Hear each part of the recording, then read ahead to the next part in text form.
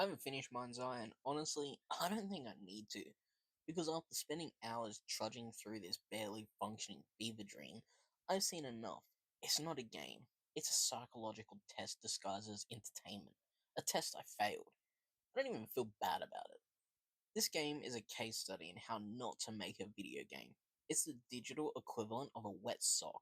It could have been cool, it tries to be cool, but like a mate who still thinks he can rap after one SoundCloud upload, Mindseye is all delusion and no delivery. Let's talk about this map, if you can even call it that.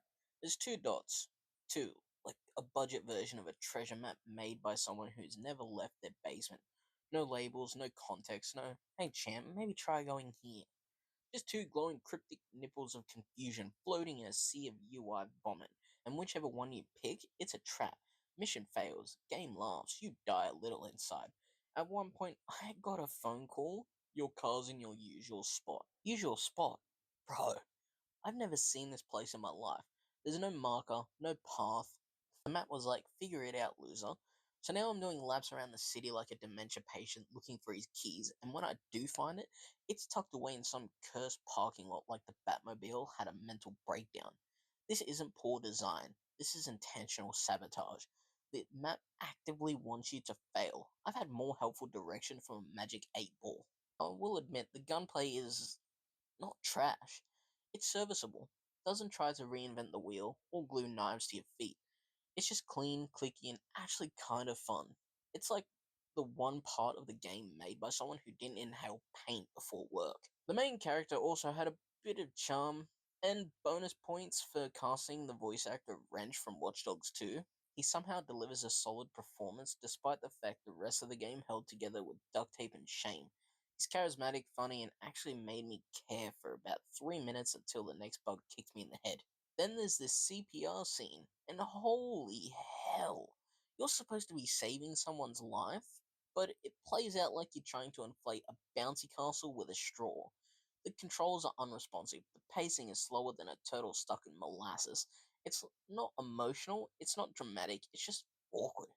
By the end of it, I wasn't concerned about the dying character. I was wondering if I could die too just to escape. I had this moment where a mercenary just stood on a car mid combat doing nothing. Just posted up like he was waiting for a bus that never comes. He didn't shoot, he didn't move, he didn't even blink. It was like the game spawned him in, then forgot to plug in his AI. He looked like he was contemplating the meaning of life. Either that or he was watching me suffer and silently judging. Probably both. So you get access to this futuristic sky drone. Awesome, right? It flies smooth. It looks cool. You get this whole techie surveillance vibe, like you're about to hack into the Matrix. Then you try to land it. The game says, nah. The landing is a cutscene. No input, no control. It just rips away your agency and ends the sequence like an exhausted teacher giving up on a class full of gremlins. It's like they had an idea, ran out of time, and just said, screw it. Hit fade to black.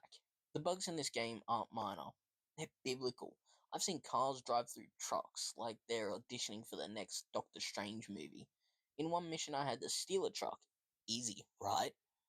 Except the truck decided physics was optional, leapt over a wall like a parkour god, and vanished into the distance like it had better game to be in. Mission failed. My will to live also failed. Another time, a truck just clipped through a building and took off like it was late to therapy. I didn't know whether to laugh or uninstall. And don't get me started on the moment they used the word cringeworthy unironically. I still don't know if it was a joke or a desperate cry for help. Chasing Marco's assistant was the moment I nearly rage quit. The waypoint says go left. She goes right. Mission over. No warning, no correction, just failure. Like the game whispered, haha, gotcha, bitch.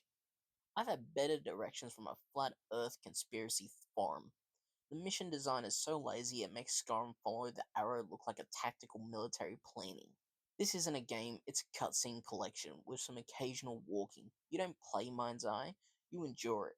You're constantly being dragged into another slow, overdramatic scene where the character stares longingly into the distance, while you're mashing buttons wondering why this isn't just a Netflix special. NPCs barely react. The world feels like a haunted museum exhibit. There's no side content, no life, just a linear story funnel that slaps your control away every 5 minutes. It's like the dev said, what if we took a JRPG, removed the RPG, stripped the J, and just made it sad. Mindseye is the kind of game that feels like it was developed during a power outage, using one laptop, three interns, and an unhealthy amount of monster energy.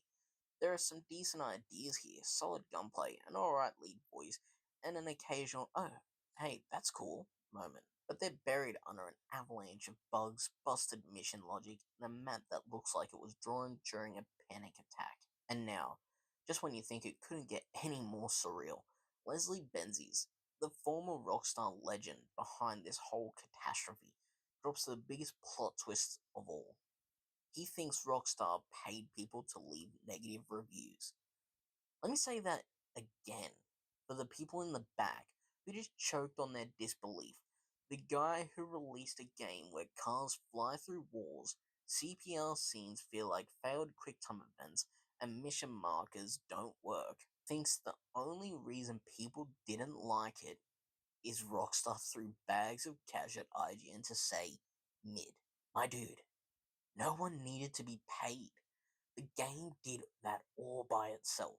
The bugs, the pacing, the NPCs just standing there like statues on strike. That was the sabotage, and it came from inside the house. This isn't a shadow war between titans. It's not Rockstar versus the visionary rebel. It's just one dude sitting in a pile of broken code, clutching a tinfoil hat and screaming, "Corporate conspiracy!" while his skydrone crashes into a scripted cutscene. If Rockstar did pay for bad reviews, they overpaid. You could have gotten the same results by handing a controller to literally any human being, or cat, or houseplant. The game's a 4 out of 10. Gunplay is solid, voice acting is fine, everything else, pure chaos. And as for the sabotage theory, yeah, keep that one in the drafts there, champ.